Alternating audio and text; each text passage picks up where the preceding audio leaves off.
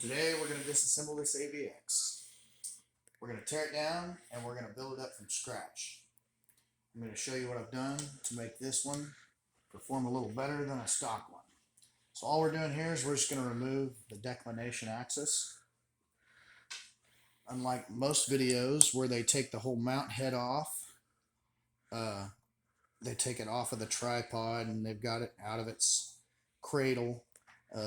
This one won't be like that. There's really no reason to do that. I don't know why people do that, but there's really no good reason to do it. Okay, here we go. Put those over there so we know where they're at. Over here, we've got to undo some screws. And we'll start with whatever's in here. And just take these out. Oof. Oh, Lord. I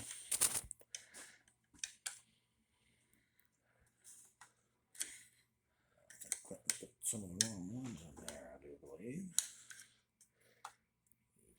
Yeah, buddy. Start taking apart more screws.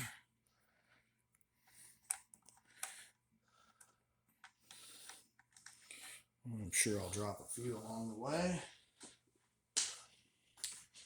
One here. And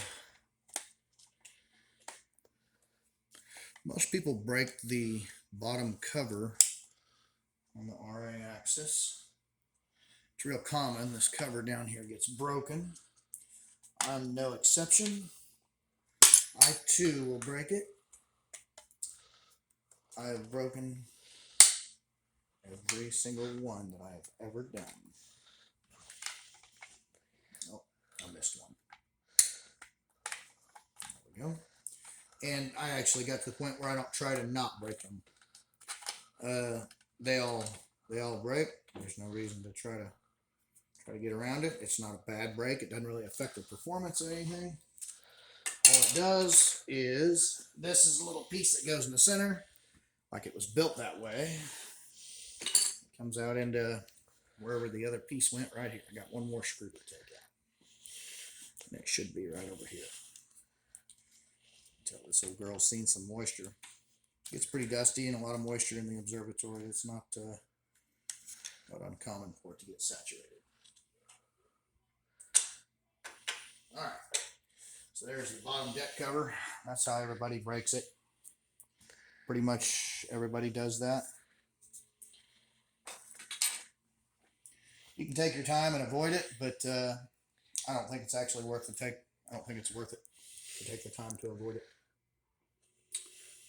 All right, screwdriver. We continue taking screws out. Which there should be one right here. Once we get this cover off, I'll actually leave it loose. There's one back in there. I'm just going to leave this loose, like so. Then we're going to start taking the motor off. Now, the motor consists of couple of right screws. That's one. I'm just kind of getting my tools lined out here. Okay. So the two spur gears here have to come off. And really, you don't absolutely need to take the other one off, but the one on the motor absolutely has to come off.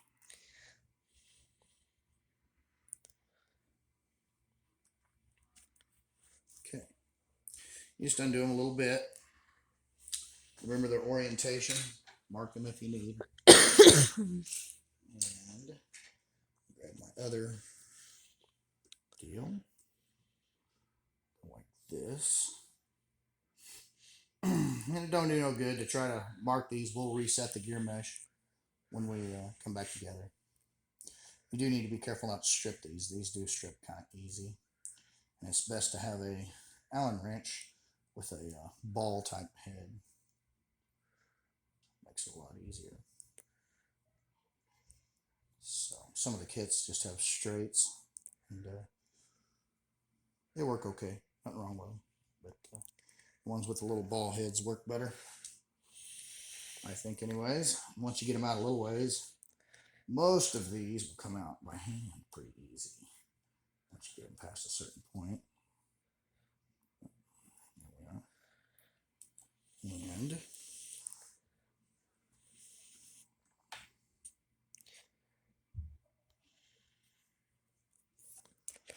lay this motor right here,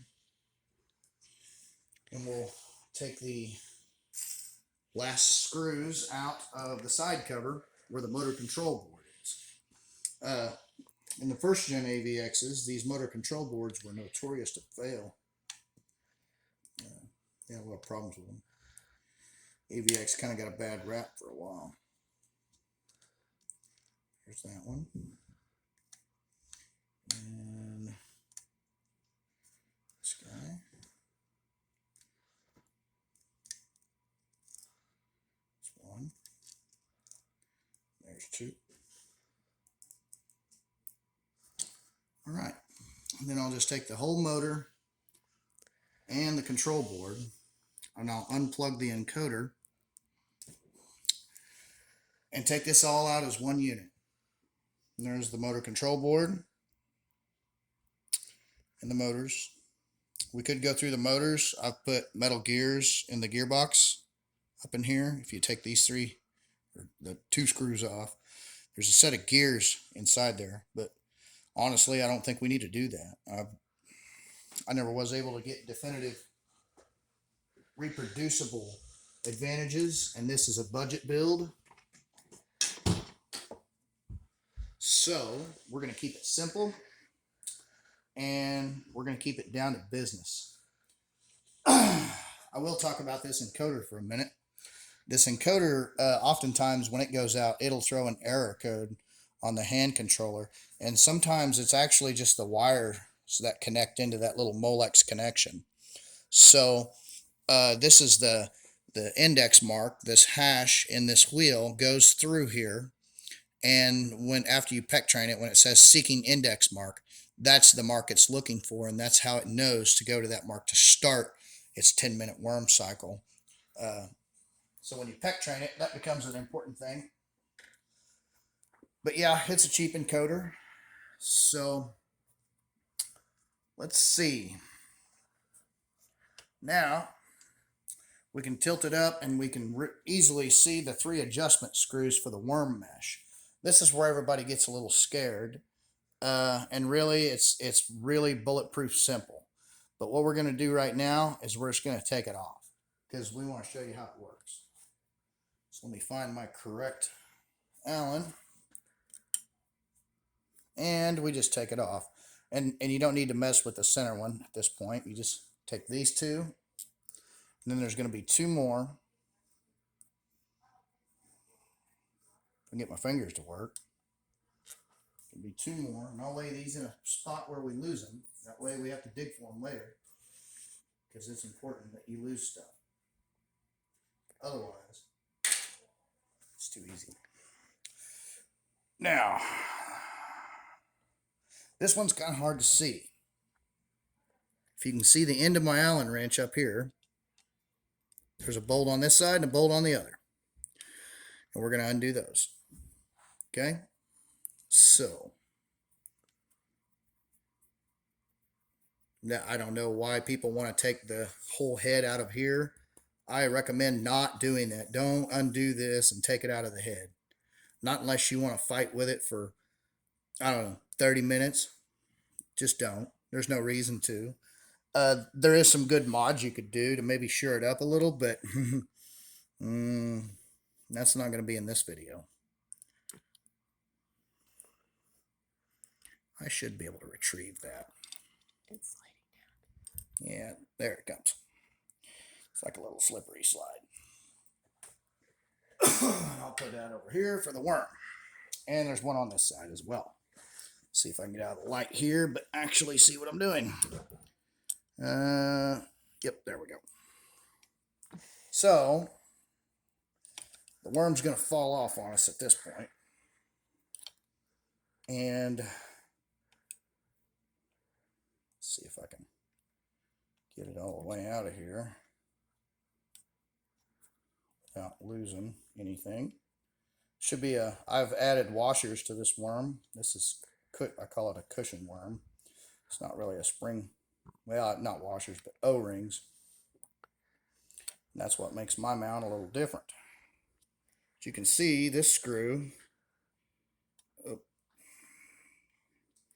and that washer's still laying there. I just took it off. Let's see if I can get that screw out of there, and I'll show you these O-rings here.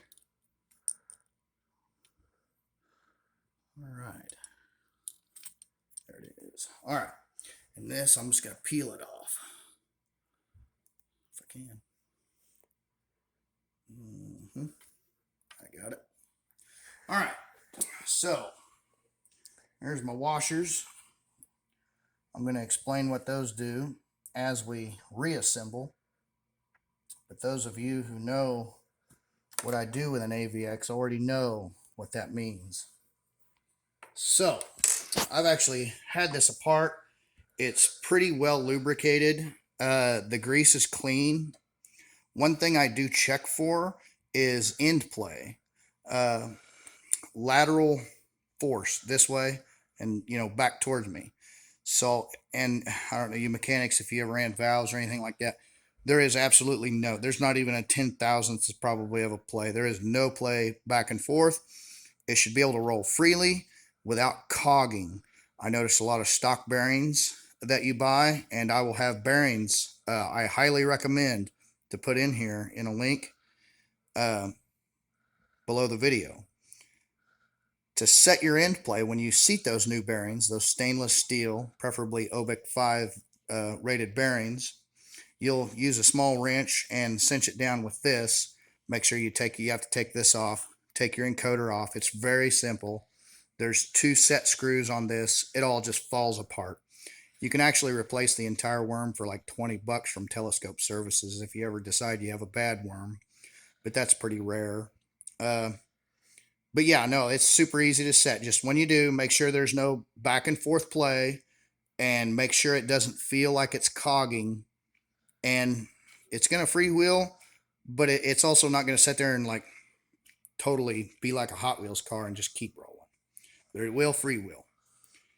Okay.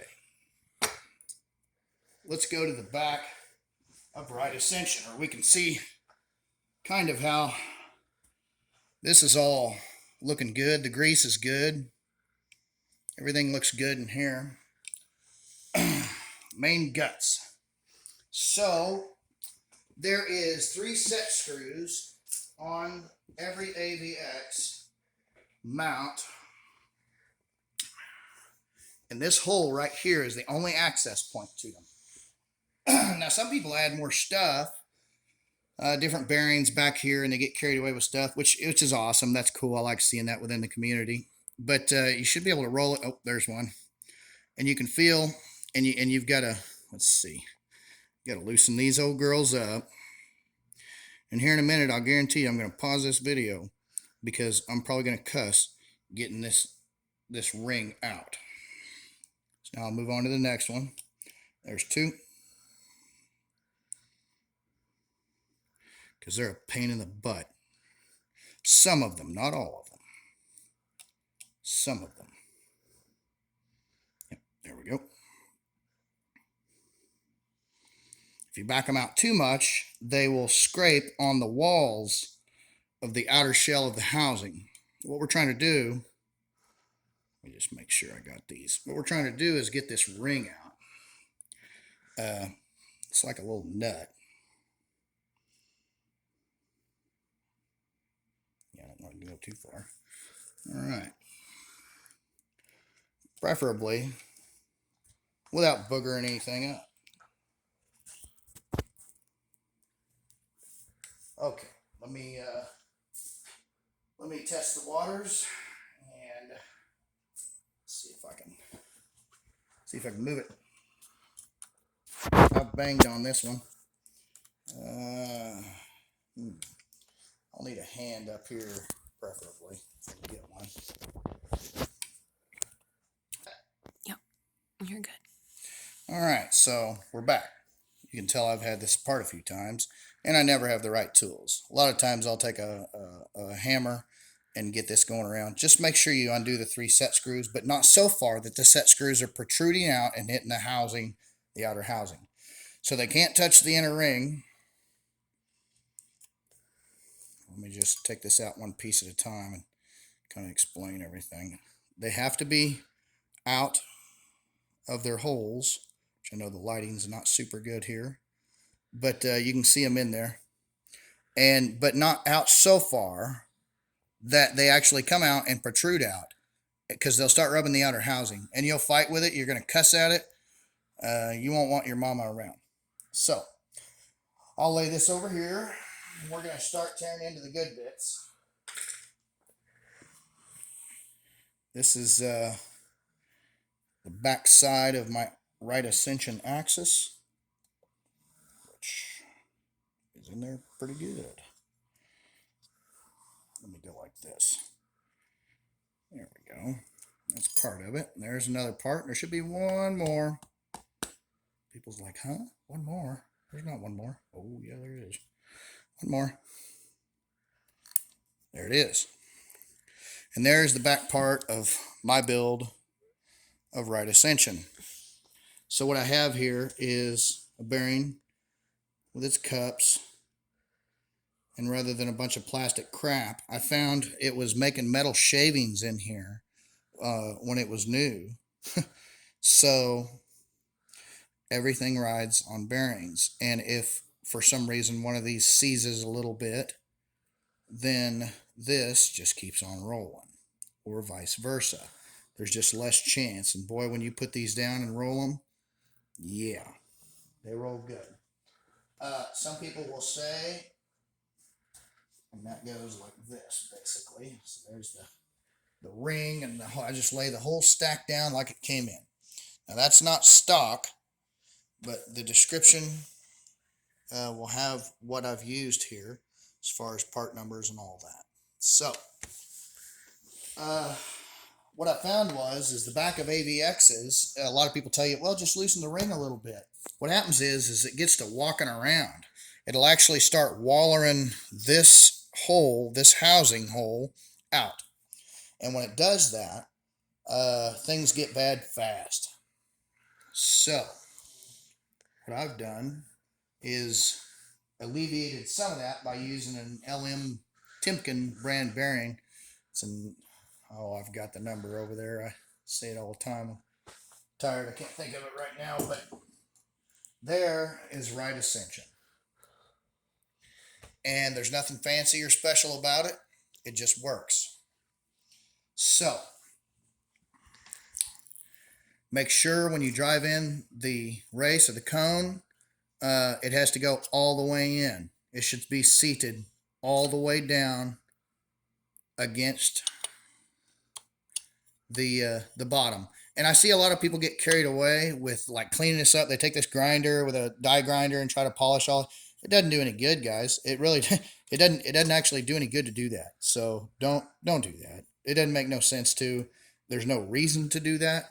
It's not going to make your mount perform any better. That's all academic. I'm just cleaning my mount up. Okay? So, okay, on. Yep. All right. So, unlike other build videos, we've disassembled the RA axis. We've cleaned it. We've lubed it. And when I say cleaned, I mean just lightly clean. Maybe take some canned air. Maybe just wipe stuff down a little bit. Check for burrs, anything like that. Looking for anything kind of manufacturing defects. Down here in this bottom, if you just stick your finger completely at the bottom, you might wipe that up some. Clean that up. Make sure that the inner ring at the bottom is pretty clean. We don't want no metal flecks or burrs or anything like that. Canned air and a washcloth. Okay? All right, so unlike other build videos, what we're going to do now, we've got RA disassembled. We've put our new parts in. We've taken our old parts, and we've taken apart. We've omitted some things, and we've added others. Not much, but we're actually going to just go ahead and put RA back together. There's really no reason to have everything scattered out like you see in videos. Just keep it nice and neat and tidy.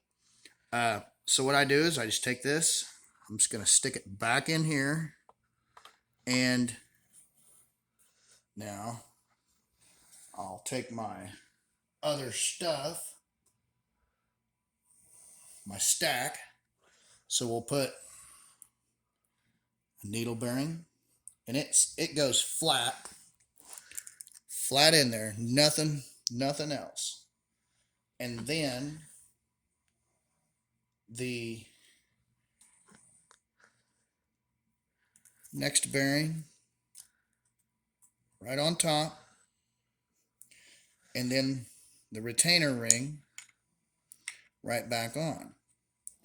And if I get it started here, I have these mystical hands. Maybe. Well, yeah, there we go. Got a ninja here. All right, so I'll let me work this way and let it find its first thread.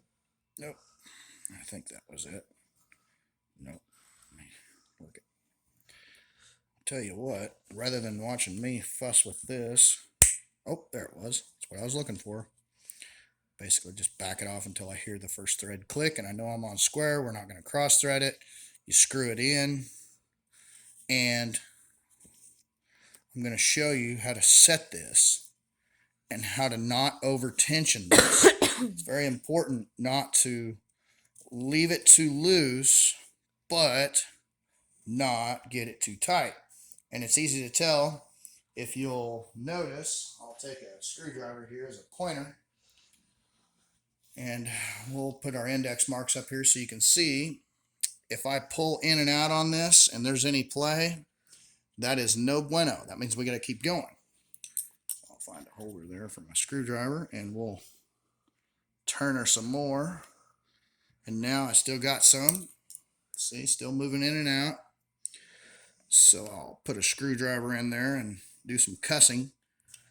And still got some. I may actually have to give it some love taps at this point.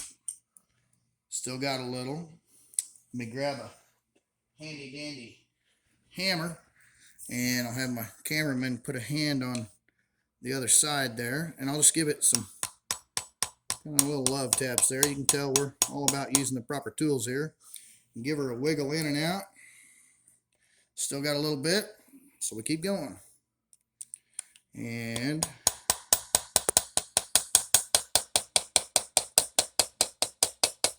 how are we doing there? Oh, now we're getting close. We're still moving in and out, but we're getting dang close. So we'll go a little further. See what this is. They're still moving, and we can't have that moving in and out. Now, you mechanics, you'll be like, it's like setting a valve lash. You want, maybe a thousandth of an inch of play. So it's kind of a down to a feel type thing. And I know in other videos they didn't really cover that very well. Now we've cut that distance in half. Again, an RA with this selection of bearings can be a little tighter than normal, but not too tight. And I think we are getting very close, because I'm going to go just a little bit further. I'm not feeling much play, if any. Now I can hear it's making a different sound. You'll notice my hammer, my tappy, started making a little different sound. That means I'm really starting to cinch her up. Okay. I'll give it just one more. Okay. Now I can feel there's a little bit of drag on it. So, and I think we're actually good here. I think this is probably, this is pretty good. You don't want this where it's going like, zing, it's not a car. It's not a wheel. we do want just a little bit of tension on that, mostly to keep the rear end from walking. Okay, we don't want it walking around. We don't want no lateral movement at the back of that axis, especially when we're trying to take pictures of stuff that's potentially millions of light years away. Now, in my configuration, these screw holes line up just barely. They are completely at the back. So when you go to reset these set screws, when you've put in the correct bearings, it will be, at the very, very back. They will be at the very, very back. You will barely be able to get to them.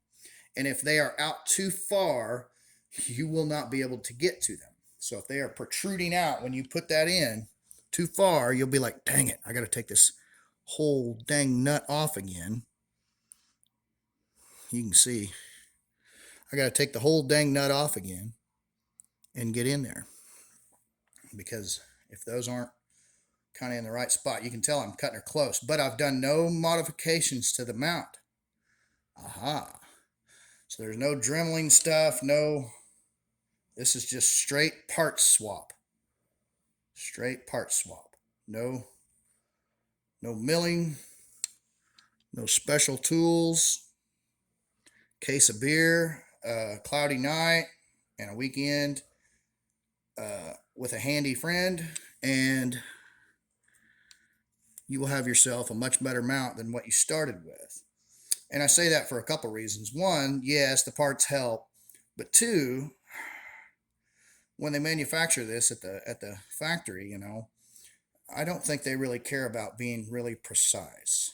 And when you, as an individual, know what you want out of this mount, if you're watching this video, I guarantee you care a lot more about your mount than the people that assembled it. And that's the plain truth. So, with that new bearing, we have a small gap here. Where your old AVX, where the old bearing was about half that, maybe a millimeter or so less. The 3207, the 32007X bearing, which I also have used, leaves a little larger gap. And there's ways, either one work fine. I prefer my bearing because, very technically speaking, it actually carries some load. And what I've done here is sandwich this axis together. Everything's riding on a bearing. There's no surface contact. Everything's rolling on a bearing here. So what we're going to do now is reassemble the worm, and I do my worms a little different. You can do this on any number of different kinds of mounts. We've gone over the back and forth play. I like you to put lots of grease in the corners so that they do go down into your preferably ABEC 5 stainless steel bearings. And make sure you lube this up pretty good. Okay. If you have a high spot in your ring gear, keep in mind that you can actually, when this was all apart, you can actually, when you go to lube it, this just pulls right off. When you go to lube it, you can actually point this towards the, it'd be towards the top, basically. The worm will never touch it. The worm only ever touches half of this gear, see? Half of it never gets used, literally. The reason why is because, well, think about it. You're not going to image, the ground. So if you have a high spot in your ring gear, when we go to set this, we're going to find it, okay? All right, so let me think about how this goes and get my screws together here for just a second. I'm going to gather a few bolts, and here's one. Yep, I've got it. O-rings. This is my cushion worm mod. So what I'm going to do is put this, in such a fashion to where I can extend my bolt back up through its happy home. And now we are going to place an O-ring on it. Now, I've used washers and I've used O-rings, and I can't tell the difference, which one works better. The spring washers work probably just as good. I've used both. They both work. And you're going to see here in just a second what this does, because it's kind of cool. All right, so second one, put a O-ring on it. Make sure they're same thickness and everything. You can get them at your local hardware store, which I guess I better put the bolt in before I put that in there. Let's get ahead of myself. So, go all sly-like right up the, just like, there we go. And then I'll put my O-ring on, which I know you can't really see, but here in a minute you're going to see when I get my hands out of the way.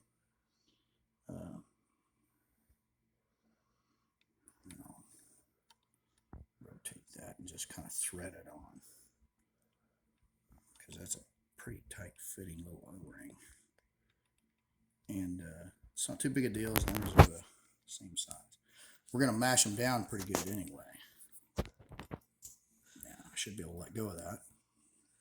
And there we go, we're set. Now, what those O-rings are going to do, you're like, oh no, Jason, that's going to pull the worm block up. Well, that's exactly what it's going to do. That's going to pull the worm block up. Not only is it going to pull the worm block up, it's going to allow the whole thing to rock. We do this trick on planters a lot. It's a lot of little tight fitting spaces. And now the trick is to do this while I'm out of the camera's way, yet I still look masterful, skillful, and am not botching things. So basically we're going to tighten these two down, and before I get carried away on that one, we'll let it hang there and go do the other one, get it started. Which I know that's probably pretty hard to see, but yeah. Okay. Now as I pull this down, as soon as I feel it start squishing, make sure I pull these down kind of even, just like heads or, you know, gaskets on a car or on a tractor or what have you. Pull them down nice and even. See that whole thing just rock into place? Check it out. The whole thing is now a rocking worm. You're like, why, Dad? Why would that do any good? Well, you're going to find out shortly. And I'm just going to continue sucking these down until they're snug. I do want a little bit of cushion remaining. I don't want to completely, totally bottom out and pancake our washer. I just go back and forth to each one and kind of tighten them down nice and even. And this should be, there we go. Now I'm pulling on this pretty hard. Okay. So there's not a lot of movement there. This isn't a spring-loaded worm system that I've done. It's not a true magnetic or spring-loaded worm system. It just, you know, not going to work like that. Excuse me. So now we take this guy and the two bolts and we start cinching our worm up. So, and this will be how we actually adjust it. Well, something don't feel right there. This guy here may or may not be in your way, depending. So I know it looks like I'm going the wrong way, but let me just feel it catch a new thread, and then I'll go in. There we go. So now we don't want to take this down uneven either. I see it move the whole thing. So basically, just like anything else, head gaskets or transmission pan, oil pan, you know, there's kind of a tightening method you do here. So let's go a little bit at a time and kind of walk it up into place. The cool part is you can roll this at any time, and I can tell you I'm already making contact here, so we're going to back her off a little. I'm a little uneven. Okay. There we go. That's better. Just a little bit, and at the end you'll be down to a 1/16 of a turn. And this is where you can start feeling high spots, low spots, bad spots, good spots. But the little O-rings in there are going to help you. So let me turn that right Let's actually turn the whole axis. Basically, you roll this over by hand, and you get it to where it's still pretty free, and you don't feel it binding. But at the same time, you don't have it, you know, to where it's not like tons of backlash in it. But we're not going to actually set this worm right now. So I'm going to go over here and I'm going to turn these just a little bit, because they will loosen on you as you adjust those up. And I mean, maybe an eighth of a turn, maybe. And we are in a pretty good, I don't know, feel that, see what you think. Does that feel pretty smooth? Yeah, that's pretty smooth to me. So the idea is here is when I whip this, you'll see it. I mean, I'm not, you know, use my pinky. So, and you can tell it's pretty responsive. But we're not going to actually set this worm yet. I always tell people, don't set the worm right here. Don't set the worm like this. We have to put a big load on it. You're going to see why in a little bit. Otherwise, you're going to be doing this all over again. How do I know this? I just know. For now, right ascension is complete. We have cushioned the worm. We have greased the worm. We've checked the bearings. We've added new bearings to right ascension. Everything's pretty smooth, but it's not like wheel hub smooth in this situation. And don't try to make it wheel hub smooth. You know, I can push it with my pinky, but it does require a little bit of force.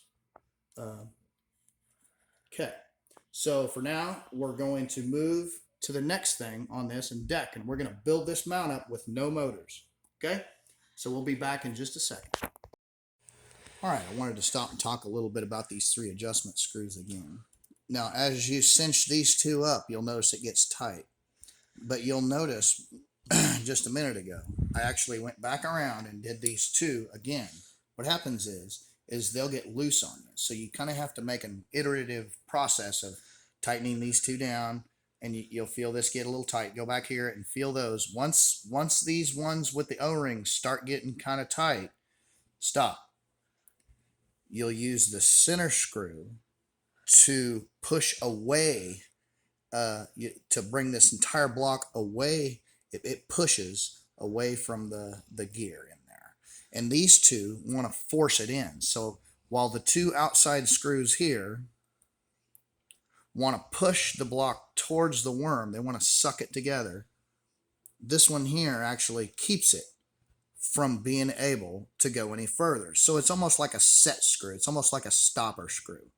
And you may be turning this one a 1/16 of a turn, and you know, tightening it up and then cinching these down. But you'll find that magic spot to where there's just no play here, and it's nice and smooth. And we'll go over this a little bit more as I put the motor on and we put a load on it and truly set the worms. But I wanted to make sure that you guys knew that, because you have to go back and re-cinch those ones with the O-rings on as this thing rocks up into place. All right, let's move on to deck. Good? Yep, they're going. The deck axis is pretty simple, and it's really a simple design. I've taken some of these screws out here while we were taking a short break. I think I've still got a few to deal with here. And yeah, let me just pull that off. I'll park that over here. Let some screws fall out. So, and then there should be, let's see, 2 screws up underneath. This is just the taking stuff apart portion of this.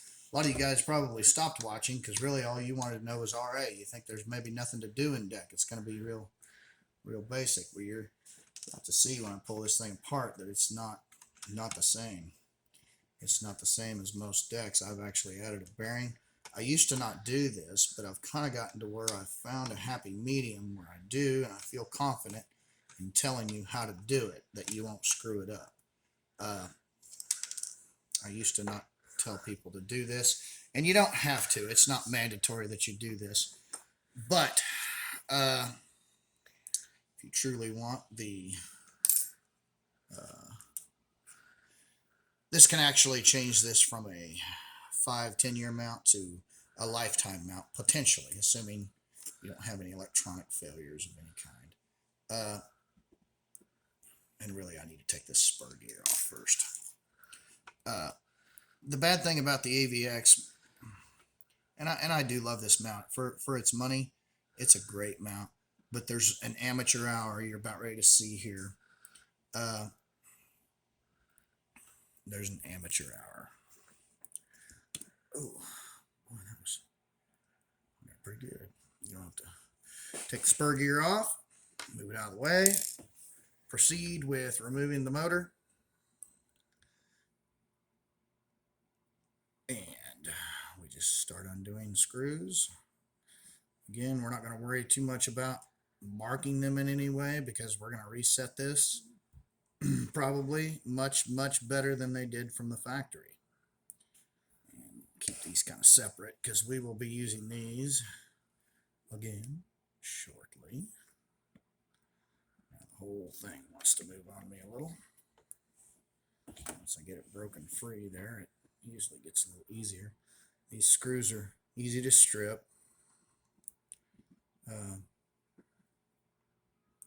Just take them out, take your time. If you have to, I'm going to turn this. Is that better? Yeah, that's a little bit better. That Okay. makes it easier to see. All right. So, yeah, if you have to, take a break, grab a beer. I don't actually drink that much, but last time I ended up drinking some ketchup for some reason. I'm not sure why, but laughed it out my nose. So Show us there to see that one. I don't recommend working on mounts. And I just leave this whole thing together, kind of like I did RA. I mean, yeah, you can unplug it here, and that can help. That's fine. Doesn't really matter. Same thing here. Same configuration. They operate in the same fashion. You can actually take this worm, if you had to, out. Like say, for instance, you had a bad worm and you can't afford the $30 worm from Telescope Services, but you know your RA worm is bad. Take this worm, and you can actually just put it right in RA. It'll work. Yep, same worm.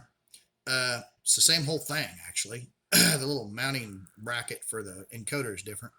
So about the only way you can really tear one of these up is if you truly mash down these two big screws here and you really torque it down against the ring gear, and then you try to turn this, but it just absolutely will not turn. Yeah, you need to slow down what you're doing if that's happening. You won't ruin it per se, but I wouldn't recommend it. If you ever get these bolts tight enough where you can't turn this by hand, you're doing something wrong. Just stop where you're at. Okay? All right, so next, we're going to take the whole thing off. Let's take this worm out and inspect it. And this mount's only got, I think, about 105 hours on it or so. So it really wasn't ready for a rebuild. But I really wanted to make this video for you guys because I know a lot of you guys have really been waiting, and I kind of always feel bad. I don't want to make promises I can't keep, and it's raining, nasty weather, you know, and I'm in the middle of bean harvest and stuff, so I had a little bit of a break here, and I thought, you know what, this would be a great time to do it. So I hope you guys are enjoying this video, and I hope you'll subscribe, and you know, I'll go over more stuff. There'll be a part 2 of guiding because I feel like I need to go over a few more things that I didn't leave. They were a little unclear. And then there'll be maybe some PixInsight tutorials for beginners if they want to just make a quick and dirty picture that actually looks pretty darn good and not spend a whole bunch of time going through all the stuff of PixInsight. And you'll see I've put a lot of grease in here. And I use Super Lube with PTFE. So that seems to be the consensus. Technically speaking, on the ring gears, on the inner ring gears and stuff, better different greases actually potentially could work better depending on your environment. But again, we check for infloat, we check for infloat play, and we make sure there's nothing I mean, no play whatsoever. There's no cogging. It freewheels. And it's well lubed. This looks pretty good. You lost one of your slings. Oh, crap. Yeah, those would have been up there. Should be one more. Oh, two of them. L-rings. Same thing on that. You can tell I did the exact same thing on this block that I did the other. Okay? Same thing. So, and washers can work in place. Washers work just fine. Or spring washers, I should say. They're little cupped washers. Let's take this guy off, which I loosened while we were taking a little break so I wouldn't have to crank on him. Be a big weenus in front of the camera. They should come out fairly easy. My fingers get kind of arthritic and stuff, so I wail on them off camera. These will be fairly tight. If they're not fairly tight, they should be fairly tight. When you tighten these, tighten them down tight. Make sure they're good and tight. So Allen wrenches are used on basically the entire thing then? Unfortunately, yes. Allen wrenches are... it kind of makes you want to punch somebody in the face sometimes when it comes to Allen wrenches. Because honestly... Oh, and you lost one. There's a lot of places... That was an Allen wrench. I felt something heavier than an Allen wrench. Is the Allen wrench under... Oh, did you find one? Oh, I thought I saw one underneath your shoe, but I'm wrong. Should be 4 of these screws here. And there is. Okay, there's the other one. I don't think you got it out. Don't quite got it out. All right. That's the wrong one there, dummy. All right. Like that. He's almost out.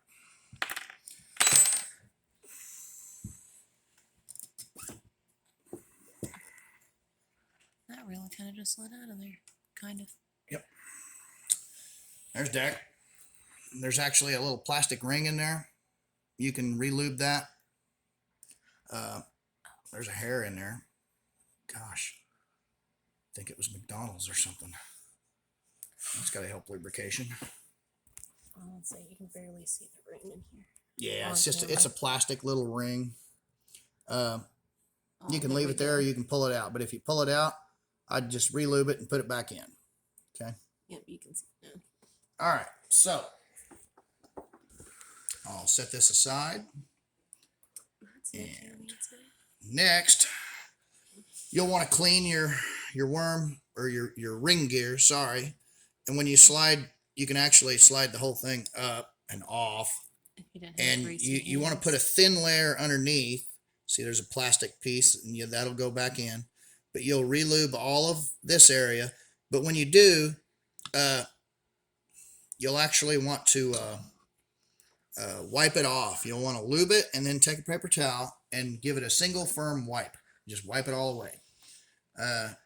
Don't put too much lube on the inside. Otherwise, it'll just make it that much stiffer. This doesn't do any functional thing other than when your clutch is unlocked and you're trying to balance it. And if you put too much grease in there, it just makes it stiffer. You're not going to go whaling on your telescope and wear out this part. Probably not in your lifetime anyway. So on this is the same thing as RA, except for they put the little hole here where you don't have to take a bunch of stuff apart to get to it. So I will rotate until I can see little hole.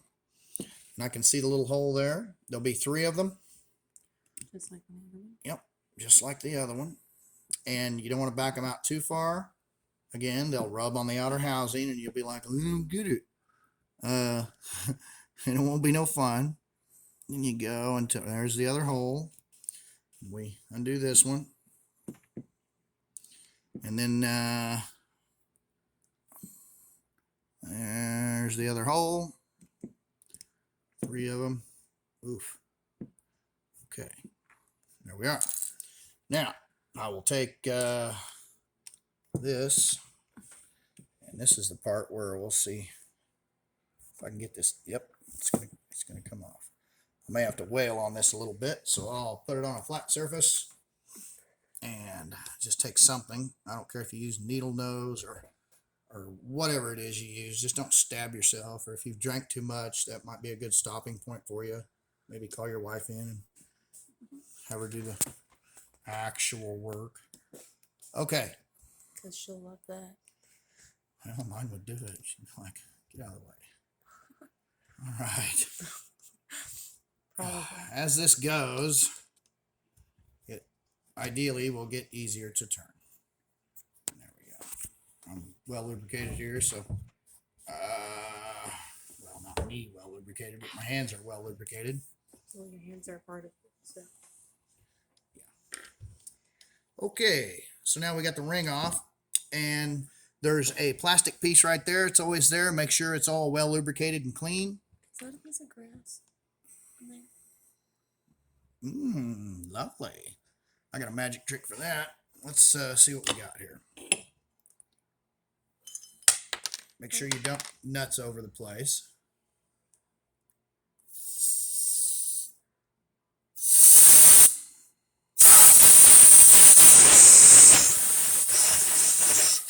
Blow it out. Make sure you get plenty of the canned air fumes.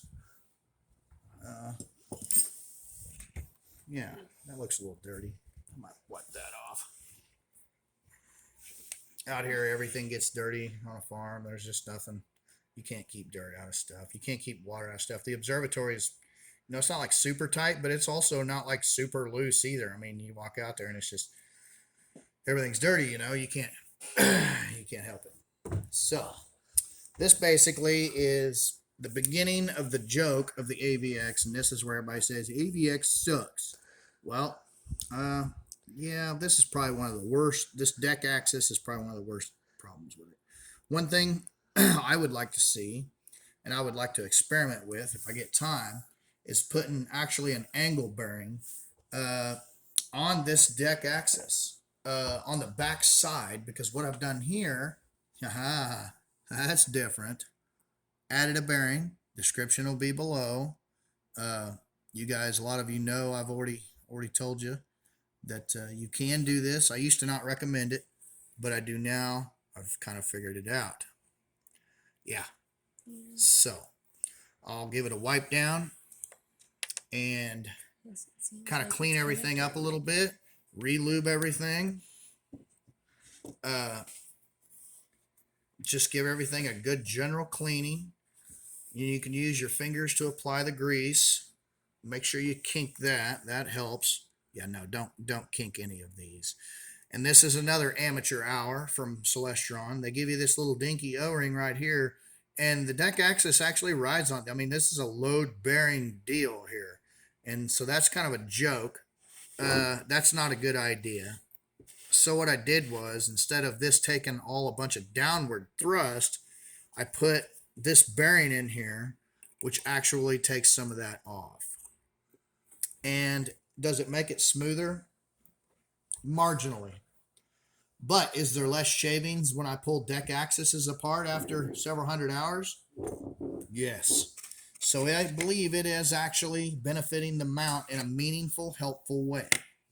I am convinced that me doing that from a practical manner is beneficial. So I do include it in this build. It is a little extra money for that.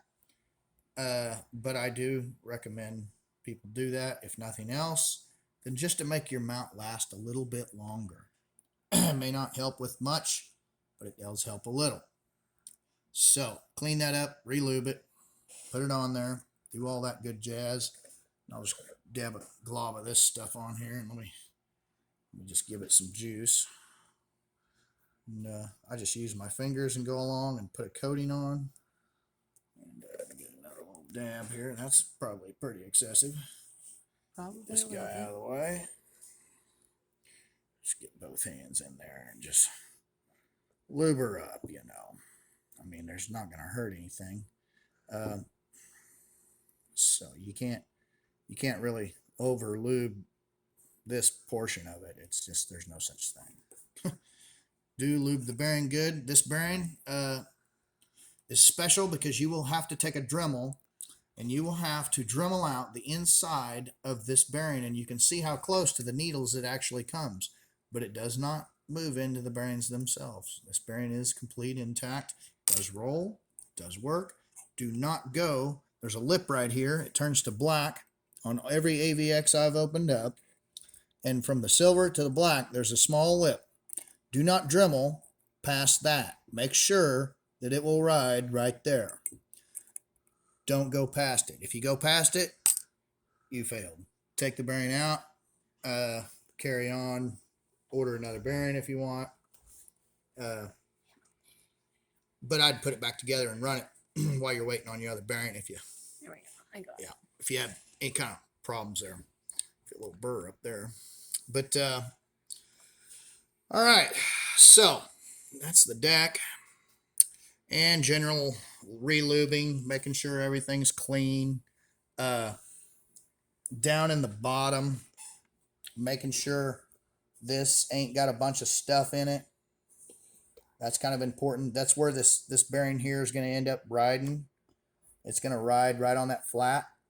Even though it don't feel or look flat, it does actually ride there. Yeah, it rides right on that lip. Right where the needles are is where it actually rides and where it actually rolls. That's where the whole thing, it all hinges upon that section right there. And that takes the load off of this guy, which carries the brunt of everything. And that's the problem, is this little dinky thing right here, they called a bearing. And if you want to call that a bearing, then you can't work on my farm. That's a piece of plastic. Yeah. I wouldn't even call that a bushing. I would call that a, I'm not going to say that on camera.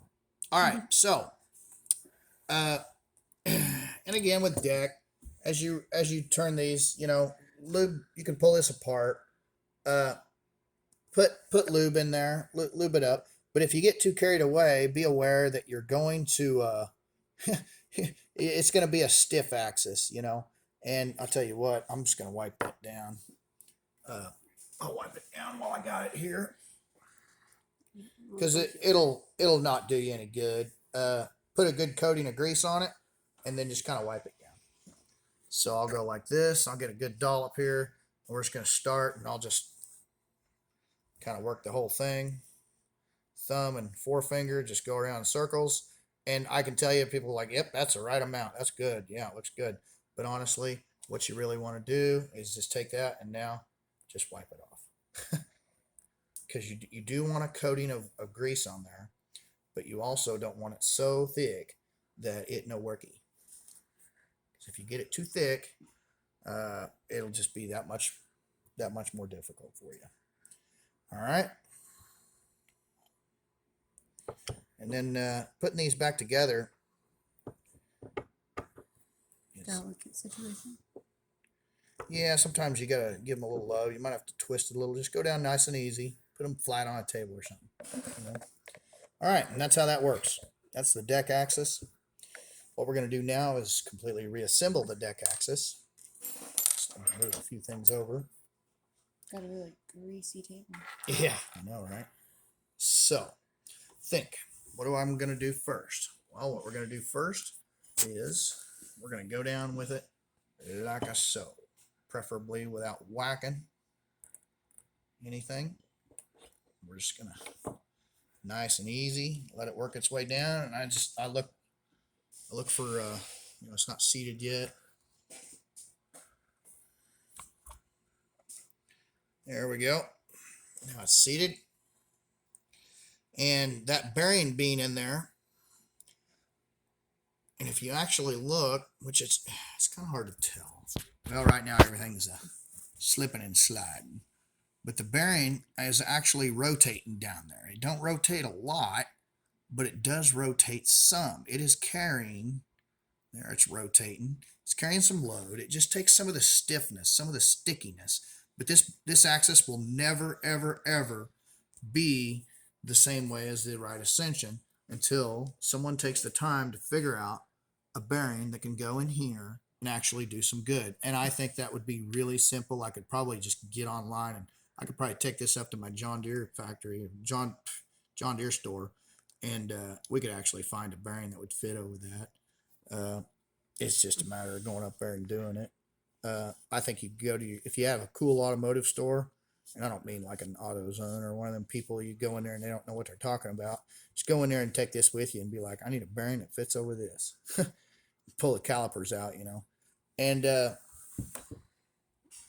because sometimes, you know, calipers are all well and good, but sometimes you really just need to be there. You know what I just did? Just put that damn thing on backwards. This thing kind of seems like it was on backwards. There's nothing for you to screw it in with. Well, I figure it's amateur hour, so yeah. As you watch the failure of the evening, let's try that again, shall we? Okay. So I rotate it the wrong way until I feel it click. That means I caught the first thread, everything's square. And I'll just start cinching her down. And we're going to treat this the same way we do right ascension. You want it tight, but at the same time, I shouldn't say tight. You want it snug, but you don't want it to where you can pull on the deck axis and have it be doing that number. That's no good. No bueno. Yeah. So let's go around a little bit. And this one was actually pretty easy to work. Make sure you gouge things. But not yourself. You're not a mount mechanic until you've cut yourself. It's kind of a given, especially when you're using the wrong tools. Or if you have literal lube everywhere. Probably does not help. All right, so, and I'll check that tension as I put other stuff together here.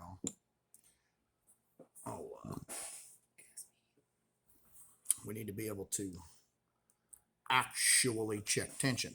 This is where you can select where you want your polar scope hole to be during polar alignment. Where I run a side-by-side a lot of times, I actually preferred it where my saddle was facing this way. And I could see through it because my dovetails were over here and over here.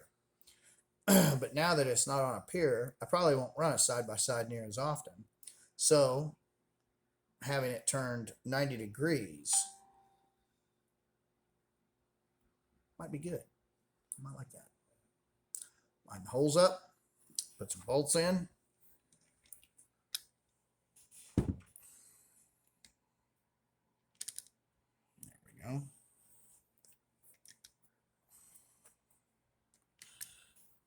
And away we go.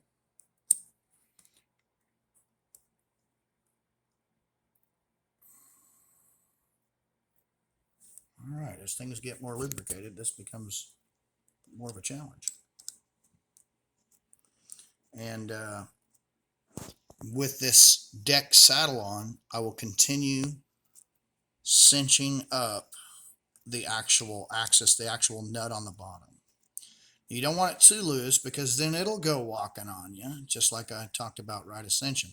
So people often recommend loosening those up. And I mean, that's okay as long as you don't get carried away with it. But boy, I've opened up some AVXs that had a lot of metal shavings because someone moved them 1/8 of a turn to try to, they say, oh, RA is a lot freer now.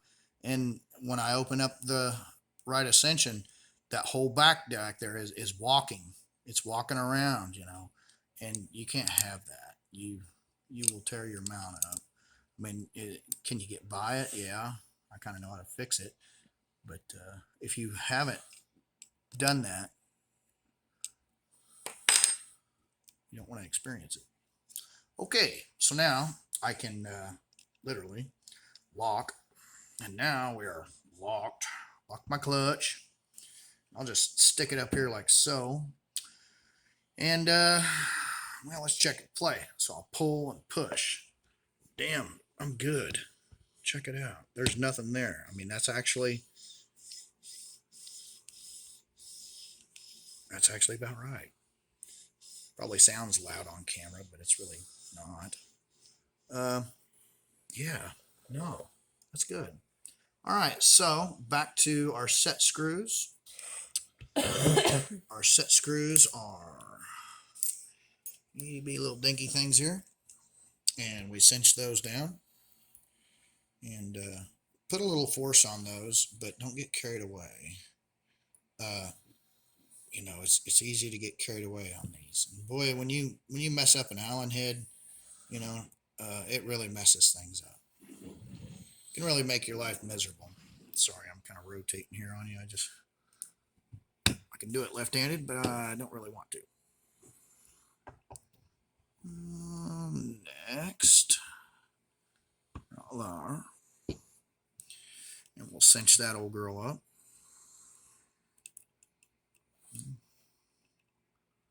If I can get my Allen wrench in the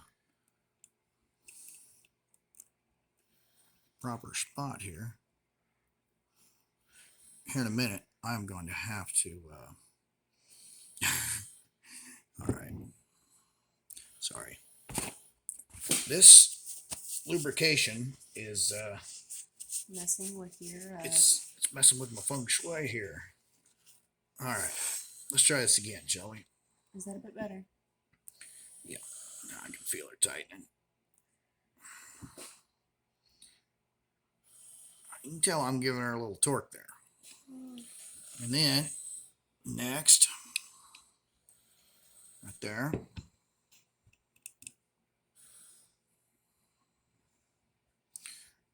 One seems to be a little tight already. Yeah, it seems like there should have been 3 of them here. I probably just went the wrong way.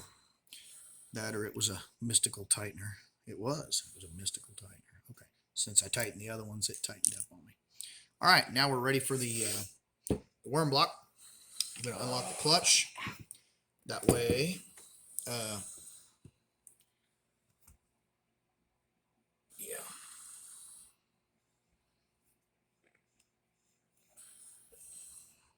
I think we're ready. Check something here. What are you doing?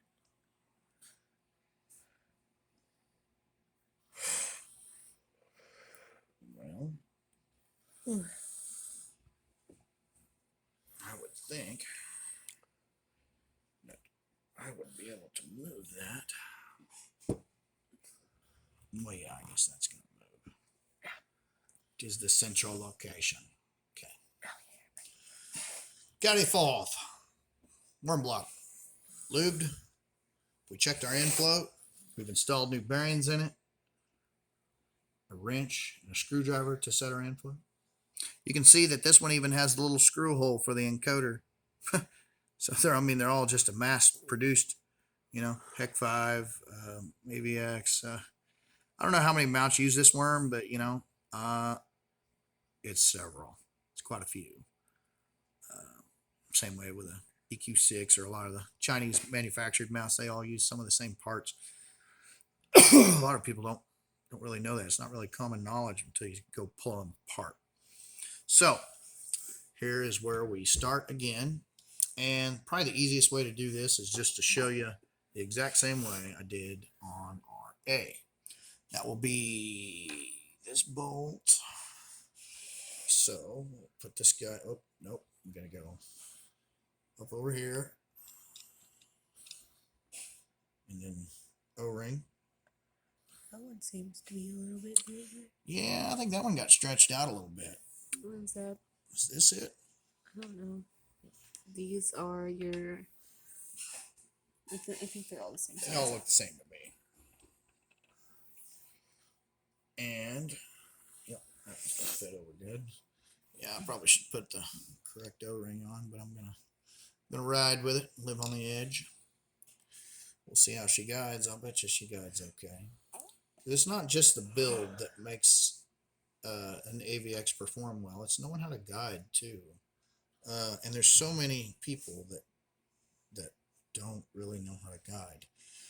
It's almost like some mystical event, and some people despise it. I'll guide any day over spending butt tons of money on a mount. So I can actually see it this time. Yep. But I still gotta move it down a little. I'm hooked. Oh, come on. Yeah. This will be a little bit of a trick. Just trying to get it where I can line it up to a hole and get it started. Okay, so I got this one started. Now I got to deal with this side because it was kind of causing me grief. And understand the spring washer.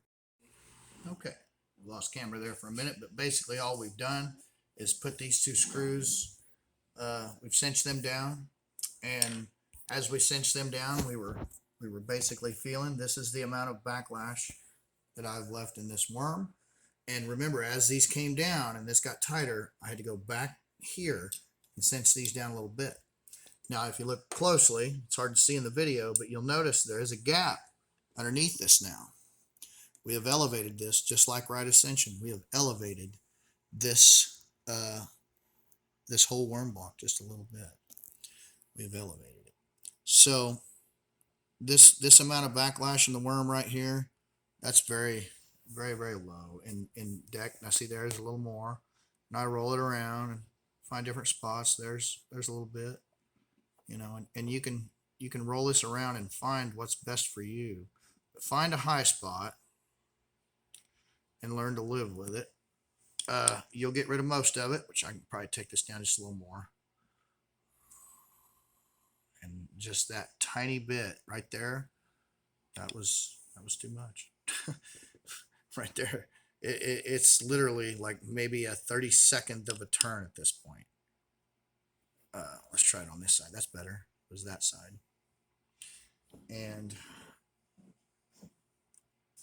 it's hard to tell by looking at these, saying, well, you're not square, Jason. You're not on here square. And a lot of times you'll feel that way, and you could back them off and try again. But from what I've determined, sometimes going off these casting pieces to try to figure out where square is, there's no good way to find square. And if you really wanted, you could measure. Like this side is probably not as much as this side. But I just don't really feel like it makes that big of a difference. I mean, it helps to get, you want it as square as you can get. There comes a point when you're just kind of, you know, yeah. It's a battle against yourself at this point. So that's a good amount of backlash right there. I'm going to leave it. So we're going to take the whole assembly, and we haven't even set this yet. We're just getting it ready to set. I don't want you to mistake me for setting this worm like this. I'm getting it very close. Now we're going to take the whole deck axis. We're going to reassemble it. Remember, unlike most videos, we don't tear the whole thing down and scatter it out into a jillion pieces. That I don't see the point in that. We're going to take the whole deck axis. We're going to move over here. Let's see. Yes. Okie dokie. All right. So now we're going to come back and we're going to reassemble our mount here. We'll put our clutch over where we normally have it, and hash marks lined up. And then we basically just drop the screws in it. I always thought this was a little chintzy. You basically got two little old dinky screws here, which, I mean, I realize they're pretty substantial, but at the same time, I like to overload my mounts a lot, and I always worry about these screws shearing off, because essentially that's holding, I don't know, several $1,000s worth of gear. These two screws right here, from my farmer perspective, that just seems unnatural. But what can I say? Whoops. So we'll just tighten those down. Make sure your clutches are unlocked. You don't want to be wailing on your worms. Make sure your clutches are unlocked. And cinch those down. Okay? Kind of evenly, preferably. All right. So now we've reassembled this, and in my opinion, this is when it's time to set both worms. How do we do that? We put it approximately about like we would actually run it. So, you know, there you go. Move your light around if you need to. Let me do a little screwing things around here. And let me get this thing up where it's kind of somewhere where I might actually use it. I always leave this loose, but you know, it don't really matter. All right. So something like that. Whatever your elevation is, ain't gonna be perfect. I'm at 30. All right. So you can move your mount this way so you can have more room if you need to. Okay. Let me mount this here. Actually, I'm committing a crime here. We got to put a counterweight shaft on. And the counterweight shaft is behind me. Oh, yeah, it's right there.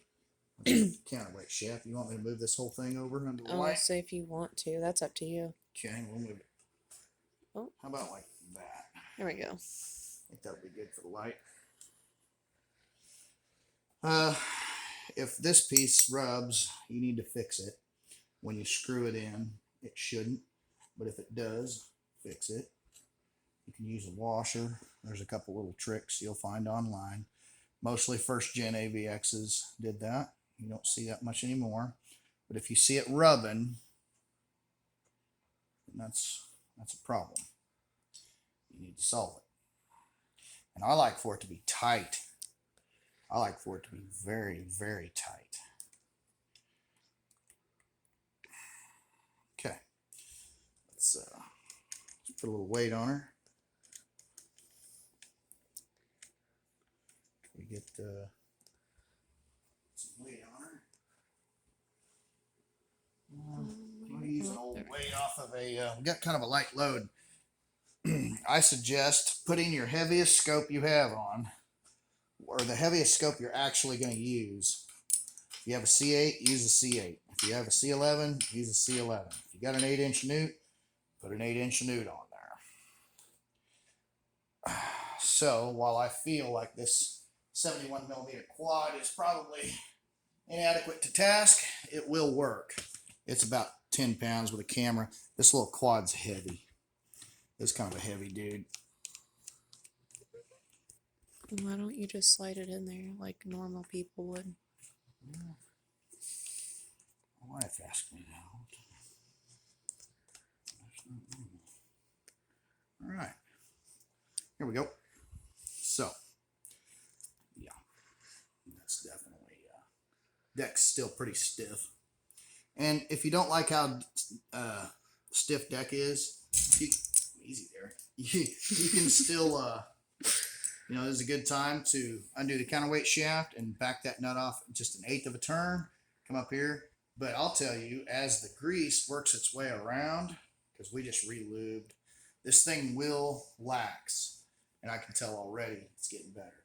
If you work that around for a while, it will get loose. That's why I say don't put too much dang grease in that sleeve, in the ring gear, between the ring gear and the main shaft. Because really all you're going to do is you're going to be fighting yourself. Okay? All right. So let's get it something that resembles balanced. And that is not. Balanced. Problem here is this damn counterweight's going to be right up in its Kool-Aid. Need a heavier scope for this, really. So that's probably good enough. And, you know, again, some of this is to taste. So, now we'll just lock that clutch. Now we're going to set the main worms. And how we're going to do this is by locking the clutch. Now we're going to feel. And I know that I got it close, very close. That's how much backlash I've got. So, I do this with a load because it really don't do any good to set your worm. You can sit over here at the bench all you want and try to set your worm. But it's not going to do any good until you get a load on it and it all settles together. And although it sounds kind of weird, I would say wiggle it around a little. Don't wail on the worm, but wiggle it around a little. And then let's get to setting this worm. So, I need to tighten it up a little. And that's what I'm going to do. You can tell I'm not perfectly even here like we're going by these castings. So, Jason, you're not even. It's not right. But man, that is getting close now. I feel some binding there and there. And you go along here and you do this and you feel for binds. Okay? Feel for binds. And that's what you do. I'll tell you what, I might loosen this one. Tighten that one just a little. Bring her up a little more flush.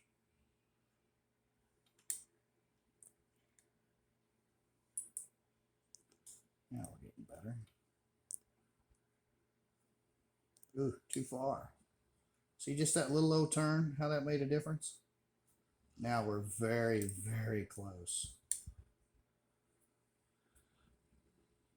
We're so close that it's, oof, yeah, that binds. It's just little tiny, itty bitty little turns.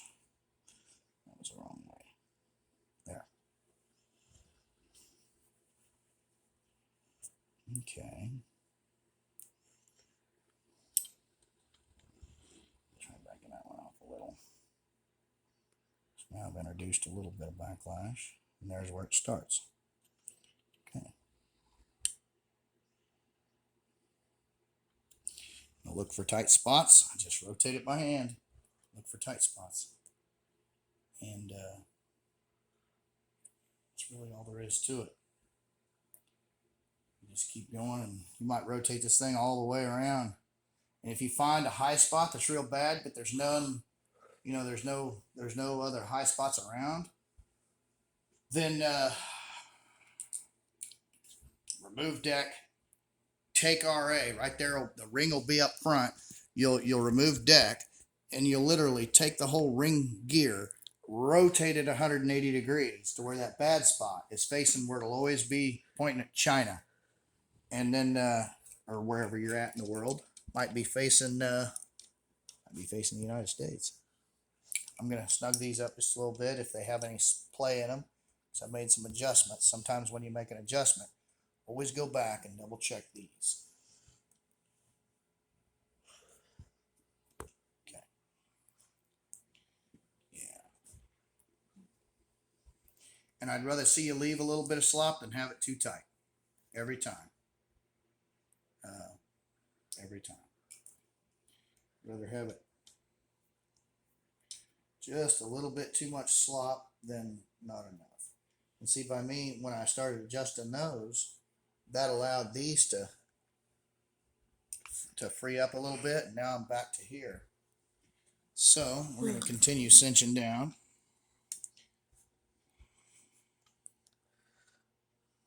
We're getting close. And it's always odd on each AVX is a little different too. You'd think, well, this casting, you just go see which one's level. But I've found that that's not always the case. And you have to watch for that. Still got a little bit. Go down a little further. Getting very, very close. Little adjustments. And I've already set the center pin. The center pin shouldn't be too far off because I haven't changed it.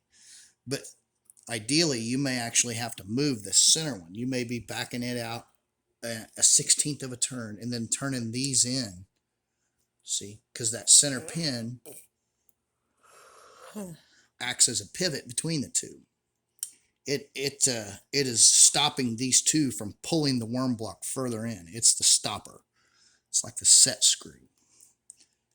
I may have to do that, but we'll see. Let's keep on going. Oh, I think I found the honey hole right there. And you'll feel it because there'll be, that is the amount of backlash we're at. Okay. And you think, well, that's quite a bit, but I'm telling you, it only goes in one direction. That's not very much. It's all about setting this. Now we're at the point where I can feel it just start to bind. So I think we're about done here. And another test is come out here. If you can't feel a little bit of play out here, you probably should back it off a hair on the counterweight shaft. So I'll back it off just a hair. And even though I'm moving it, I'm actually flexing the entire mount head. All right. But you get the idea. You're going to use these two outer screws to push the block, or pull the block up to the worm, and you're going to use the center screw as a stopping screw to where this can't push any further. And that's all it is. Okay, so you can actually get them pretty dang tight. Like you can actually have these bolts up here fairly tight, and I can feel it in that.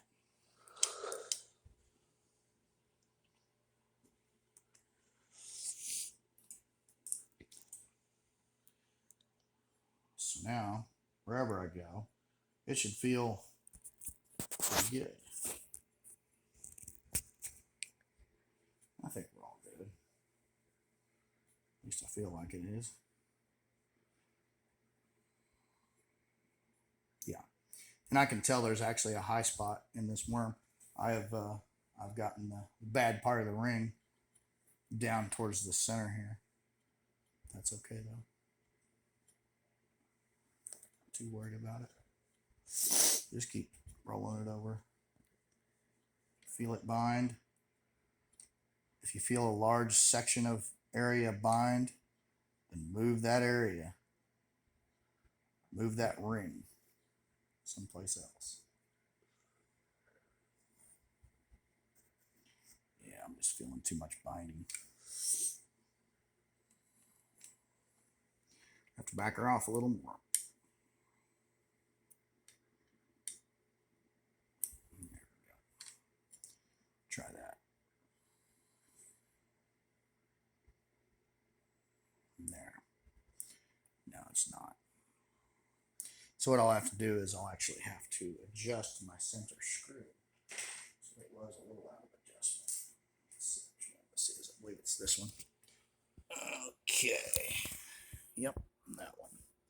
And what I'm going to want to do is I'm going to want to go in. That means I need to tighten it. Okay, so all I've done was go back and forth between basically adjusting these three screws, and as I made adjustments, go around back and just make sure those stay pretty snug. They don't want to be muscle truck tight, but they need to be fairly snug. The whole worm is going to be solid against here.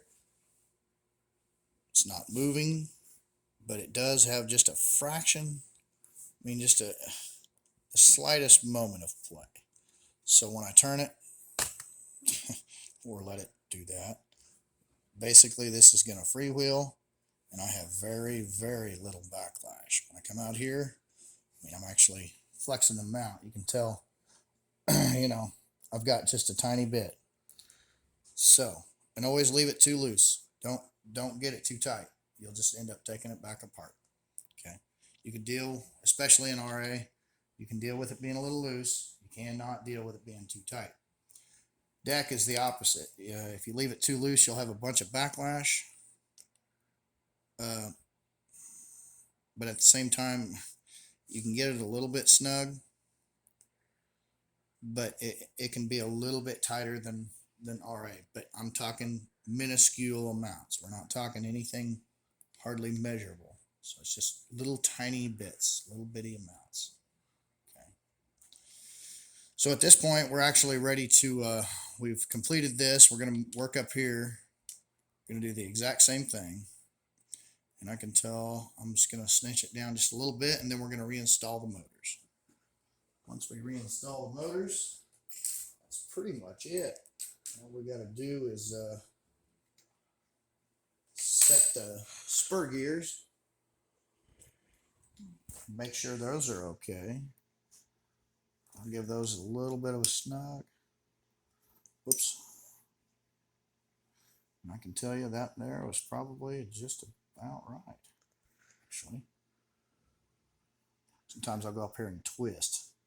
while I'm rotating it to help me feel it for high spots and low spots. Again, we go all the way around. We'll just run this around. Okay, that feels pretty good to me. Now, let's start with a motor up top.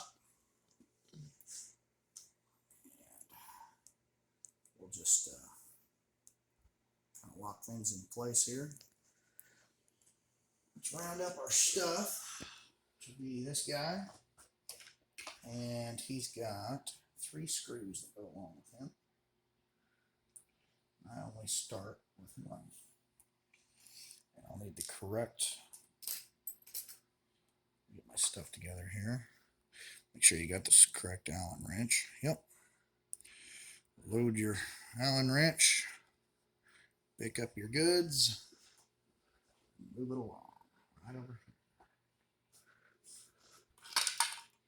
You can let that flop. It's not going to hurt much. Find the holes. Line them up. And honestly, you can put these in by hand. Like, you can actually, usually, I'm not standing off to this side of it, like I am. Do you want to switch sides, or? Yeah, let me switch sides. Okay. I can do better, just, even though I can't visually see it, I can feel it. I can work with it better. And you probably can't see much because my hands are in the way, but that's okay. They'll know what I'm doing. Yeah, I lost it. Let me come out here on the end. That one's usually the easiest one to get started. The easiest way to set these I've found is just get them all started. Get them screwed in there to where they're able to slide back and forth. And I've done this so many dang times that kind of developed a little bit of a method. Get another screw. Let's get one of these guys started.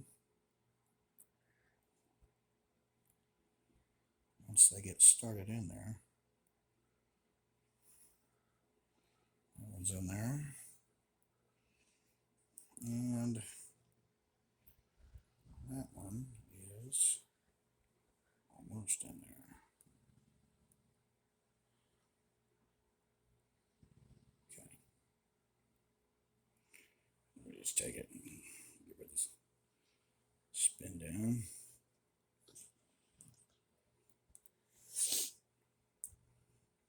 Now, we want to set these spur gears 180 degrees out of time. Really, it'd be called in time. I see this a lot on the farm. We deal with little gears and things of this nature. Just kind of get that to where it's snug, but you can still slide it back and forth. Okay, just like that. We see this a lot. So the key stock, or the keyway, is the flat side, right here, the flat side of the shaft. And what we're going to want to do is we're going to want to have it 180 degrees out of time from that one. Okay, let's grab our spur gear. Spur gear away. So, flat side, that would be the one. That would be like so. We'll pull it back, slide it on. Maybe, I'm lucky. Looks like I might need to pull this guy out a little more. Get my handy dandy other Allen wrench. Shouldn't take much. There we are. So, well, and people struggle with setting these, but really all you need to do is put it there. What I'll do is put my Allen wrench on this end one. I'll just kind of hold it. I'll pull it out like a minuscule. Good and tight. Okay, I think I'll give it a little more. Cinch her up good.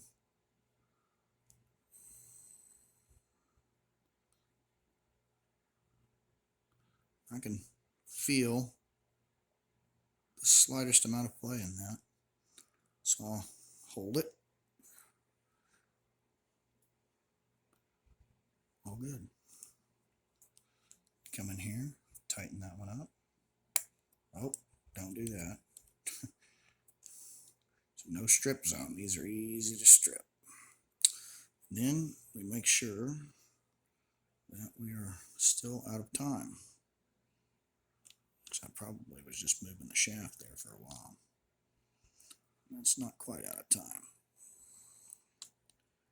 And that's pretty well out of time, I think. And you can see I've left a little bit there. So then we just line them up and go. Let's tighten the one on the keyway first. On the key part of the shaft.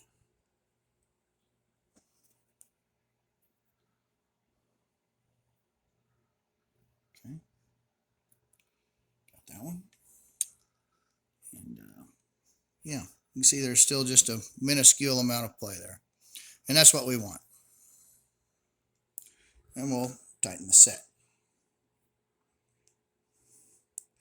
Why do you do this? So that you don't make your gears, you can make them wonky by screwing these down wrong. And yeah, I think we're all good there. Now we button this cover up, and that'll just be a few screws. Let's put some of those in.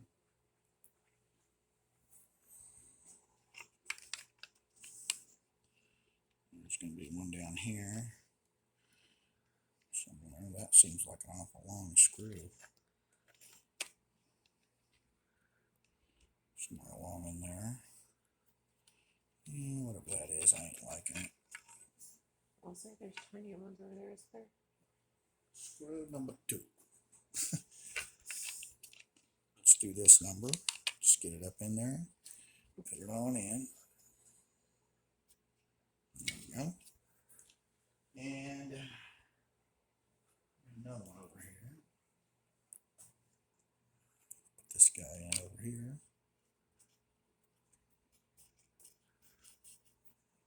Okay. Yep. All good. Have a last look. Make sure everything's looking good. I think we're all squared away. Now we put the top cover on. And it just clamps on there like so. Pretty simple. And a screwdriver right here. There's a I gotta think about where some of these go. This in here is an odd screw, you know what? Considering everything else is an Allen wrench, yeah, it's a little weird. There's something about this guy here though that's unique. So I'll use this guy. Put him in, screw him in. Not very exciting, but that's the end of the covers. You just put all the screws in. Make sure that's complete. Let's move along so we don't waste a whole bunch of time on putting screws in. You guys know how to do that, pretty sure. One could hope. And yeah, if you got this far, you're going to figure that out. Let me grab my motor screws. And let's get this out of the motor. That's good. So now, just a second. That. And let's see. Go like this. Spooky. Don't ever do that with a heavy load on top. But in this case, I think we're going to be okay as long as we don't do anything ridiculous. Let's do that. Makes it a little easier to work on. And again, you could actually completely flop it, you know, way up if you wanted to. I'm just going to lay this guy down here. Just kind of keep them out of the way. And then we're going to see, this is going to go like so. Yep, like so. I'll take that screw and let's find where it actually goes. There it is. Once I get one in, it's not so bad.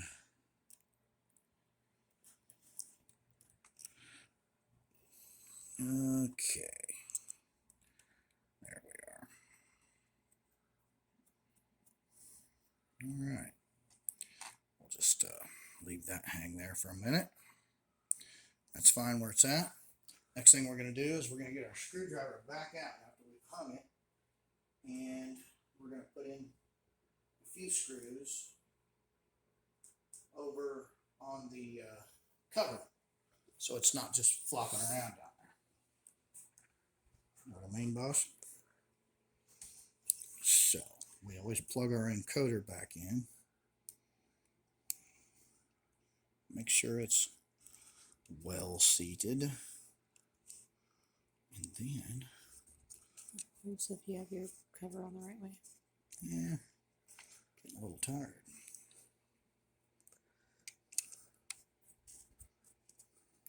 Find the hole. You're not quite hitting it.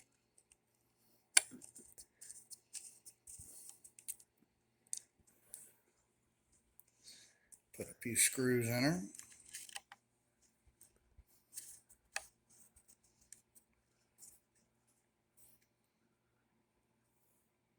Okay.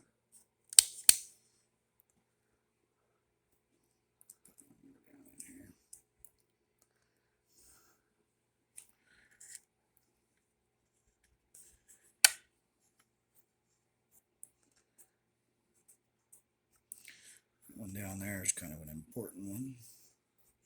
There's the power port's down there. And just holds everything nice and flush. Make sure you ain't got no pinched wires or nothing. A lot of times when you go to reconnect the next cover, you'll get a pinched wire or something in here. Got to kind of watch that. Now, we're going to work on this motor and get it all finished up. And we will be towards the end of this show, preferably with the correct wrenches. We just go ahead and cinch her on up.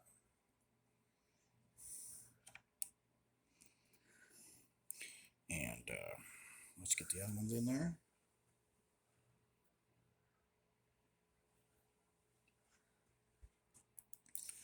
So if you guys have any questions or comments, by all means, drop a line in the comments.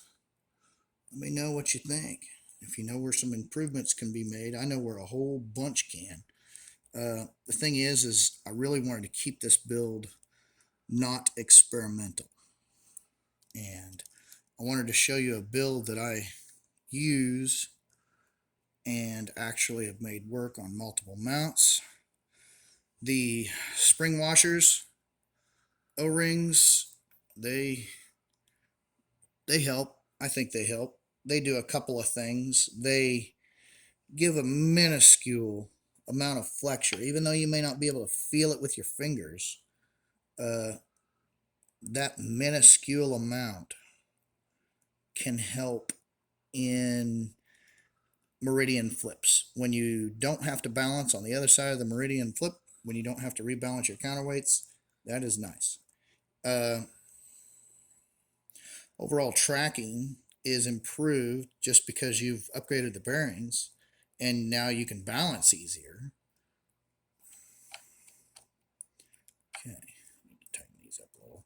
And generally speaking, the mount feels a little bit more, I don't know, quality when you do it. When you actually, you know, just moving it around and stuff, it feels better.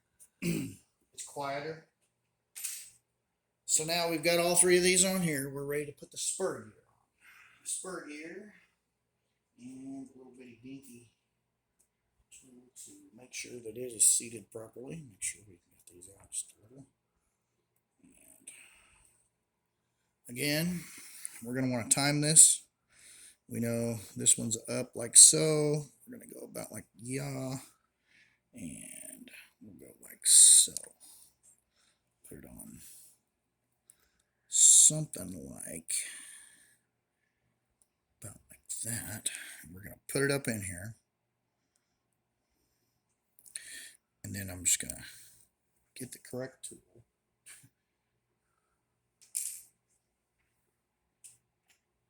Stretch. All right, get the correct tool. Tighten this old girl up. Okay. And there's kind of a feel to this, but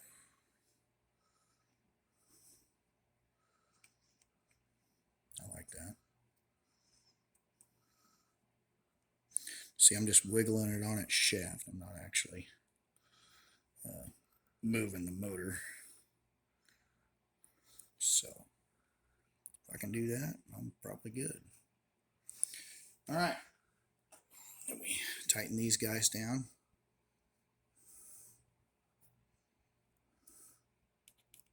And that one. Yeah.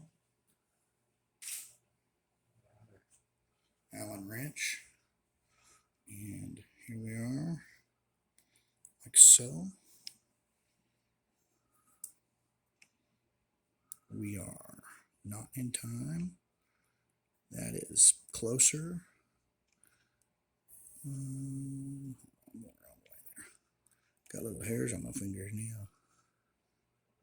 I'm going to have this like that.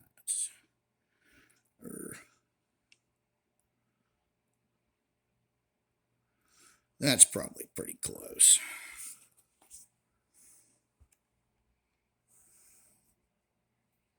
Cinch the key, the keyed shaft portion. This is called the key, the top part of that shaft. And then set, this is the set screw. Okay. Yeah, I like that. Okay. Motor's good. Covers. Take your broken cover. Because you broke it, don't lie. And all the million pieces that it's in. And grab your screwdriver. If you put this side on first. Well, no. Wrong side. If you put the side that goes over there. Well, I'm pretty sure that was right now. Getting all messed up here. Let's just go down here that we always forget about. Get my screw loaded and put him in.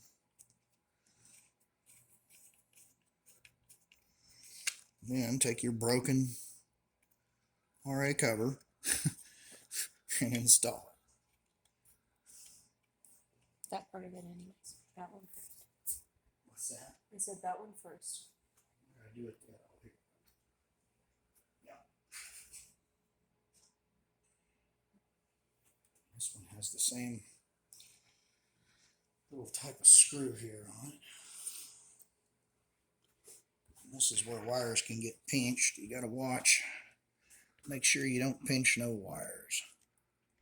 And you can do a little routing. There's a lot of improvements you could take some time and do. I'm not going to go over here. I'm going to shove them in there and go. But a little bit of time here could potentially be a good thing. Once I get that started, if I can get that started, which I'm close to getting it started. There we go. Now, I'll spend just a minute on these wires here. Make sure I ain't going to get none pinched up underneath there or anything weird, because it can happen. If you see wires poking down where your altitude, your adjustments are, your scale down there, then you have done something wrong. Okay. I need a screw for it. And Screw. You're not just hitting a button. okay, re-explain what you did, because apparently he wants to be stupid. Do what? Oh, so if you want to re-explain that part, you can if you want to. Oh, well. Basically, let me put this down. All I've done was put the covers back on, and that was about it. So at this point, we've completed the build of the AVX. I dub it the AVX Ultra. You can call it whatever you want. I don't care. It's a little different than other builds. The way I do it's a little different. They're all similar. All of these mounts are very similar. You take apart a HEC 5 or an EQ6 or a C-Gem. If you take apart this mount and you tune it and you master this mount, any mount that you come across ever, you will be able to master. These are probably, arguably, one of the most difficult mounts to master. So even though as simple as it is, you see very few people actually master one. And that's why I dubbed this Mastering an AVX. I'll shoot 20-minute exposures anywhere in the sky at 1,000 millimeter focal length with 35, 40 pounds on, overloaded mount, and I'll do it under 1 arc second of error on both axes being equal, and my peak to peaks about 1 to 1.3 arc seconds of error. So laugh, thumbs down, whatever you want, I don't care, but that's what it is. And if you ever want to test someone's AVX, just walk up to it, grab the end shaft, and give it a little play back and forth. And if it's in good tuned order, you'll be able to wiggle it just the tiniest amount. So you probably can't even tell from there. You'd have to look at my fingers. But just the tiniest amount. It is not much. There's maybe a millimeter of play down here, So that's how you can just walk up to an AVX or a CG5 and you can kind of tell how well it's tuned. And don't get me wrong, they can have more slop and really track great, but sometimes you have to rebalance on the other side of the meridian. So yeah, we don't want to do that. I'm going to call that good. We're going to image with it. We'll run some pec training on it, and then I'll do my method of guiding, which is also very unorthodox and quite the opposite of what most people teach. So thanks for chiming in. See you guys.